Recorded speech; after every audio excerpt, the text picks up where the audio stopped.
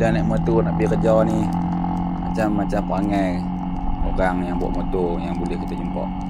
Pagi ni dalam keadaan cuaca hujan lebat macam ni, ada sebiji motor saya tengok dia main daripada kiri, daripada belakang, dia boleh pancung orang depan, dia masuk kanan.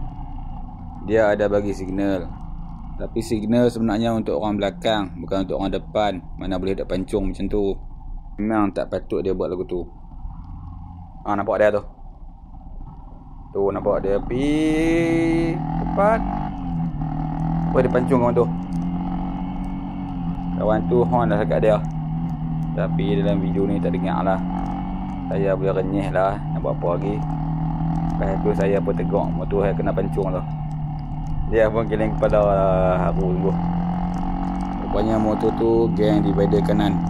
Kira dia pancung tu, dia terus pergi rapat divider kanan. Kita boleh nampak dia dekat sana tu. Moga dia insaf.